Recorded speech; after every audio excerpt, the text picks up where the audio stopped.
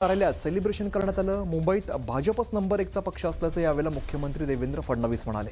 मराठी माणूस ही भाजपासोबत आहे हे सिद्ध झालंय। एकही मराठी माणूस मुंबई बाहेर जाणार नाही असं म्हणत फडणवीसांनी ठाकरेंना टोला लगावलाय।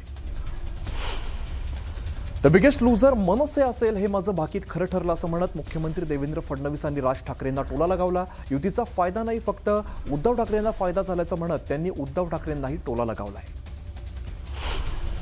पुणेकरांनी अजितदादांना नाकारलं असं म्हणणार नाही, तर पुणेकरांनी आमच्या नेत्यांना स्वीकारलंय असं विधान अजित पवारांच्या पराभवावर मुख्यमंत्र्यांनी केलंय। पुण्यातील विजयाबाबत त्यांनी आनंद व्यक्त केलाय।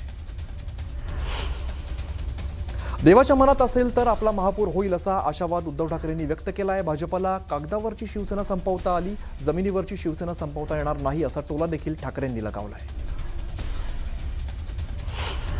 भाजपने अनेक खेळी केल्या, मात्र या सर्व खेळाला उत्तर देऊन जे काही यश शिवशक्तीने मिळवलं त्या निकालाने सत्ताधारी पक्षाला घाम फोडला असं म्हणत उद्धव ठाकरेंनी भाजप आणि शिंदेच्या शिवसेनेला टोला लगावलाय।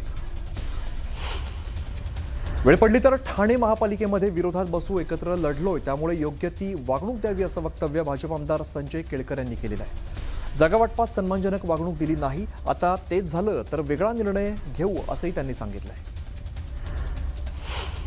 येणाऱ्या जिल्हा परिषद निवडणुका माझ्या पद्धतीने नवीन आणि जुने शिवसैनिक सोबत घेऊन लढणार असं वक्तव्य शिवसेना उभाटा पक्षाचे ज्येष्ठ नेते चंद्रकांत खैरेंनी केलेलं आहे। दरम्यान चंद्रकांत खैरेंचा रोख नेमका कोणाकडे अशी चर्चा सध्या सुरू आहे।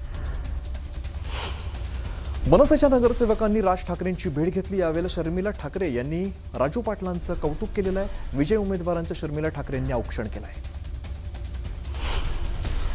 राज्यातील अनेक महापालिकांमध्ये एमआयएमचा करिश्मा पाहायला मिळाला। दरम्यान आपलं वर्तन चांगलं ठेवा अशी ताकीद असदुद्दीन ओवैसी यांनी दिलेली आहे। तर महापालिकेत युती आघाडीचा निर्णय पक्षाशी चर्चा करूनच घेण्याच्या सूचना देखील त्यांनी पदाधिकाऱ्यांना दिल्या। शंभूराज देसाई यांनी पालकमंत्री म्हणून रामराजे नाईक निंबाळकर यांच्या पाठीशी असल्याचं म्हटलेलं आहे। तर जिल्हा परिषद पंचायत समित्यांच्या निवडणुकीत पराभवाची दुरुस्ती केली जाईल असा थेट इशारा जयकुमार गोरेंना दिला आहे।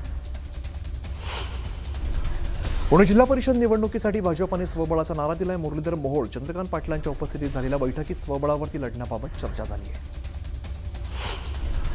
सांगली जिल्हा परिषद निवडणुकीसाठी जत तालुक्यामध्ये भाजप विरोधात 5 पक्षांनी वज्रमूठ बांधली आहे। काँग्रेस, दोन्ही राष्ट्रवादी, ठाकरेंची शिवसेना आणि राष्ट्रीय समाज पक्ष यांनी एकत्रित येत आघाडीची घोषणा केली आहे। सदरात जिल्हा परिषद पंचायत समितीसाठी भाजपाकडून इच्छुकांच्या मुलाखतींना आता सुरुवात झालेली आहे। आज आणि उद्या 2 दिवस मुलाखती पार पडत आहेत। पालिका निवडणुकीचा निकाल लागल्यानंतर भाजपने आता जिल्हा परिषद निवडणुकीची तयारी सुरू केली आहे। परभणी शहरातील वसमत इथल्या भाजप कार्यालयात जिल्हा परिषदेसाठी इच्छुक उमेदवारांच्या मुलाखती घेतल्या जात आहेत। परभणी शहर महापालिकेमध्ये भाजपला म्हणावं तसं यश मिळालं नाही, त्यामुळे आता भाजप ग्रामीण भागामध्ये जिल्हा परिषदेच्या माध्यमातून जास्तीत जास्त जागांवरती निवडणुका लढवण्याची तयारी करत आहे।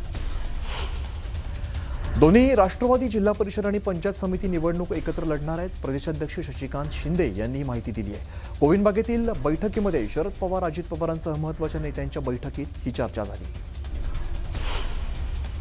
जिल्हा परिषद आणि पंचायत समितीची निवडणूक कार्यकर्त्यांची असल्याचं अजित पवारांनी म्हटलंय, तर झेडपी बाबतचा निर्णय कार्यकर्त्यांवरती सोडला असंही ते म्हणाले। सध्या तरी महायुती म्हणून काम करत असल्याचं अजित पवारांनी म्हटलंय, तर शरद पवार आणि आम्ही कुटुंब म्हणून एकत्र असल्याचं त्यांनी सांगितलंय।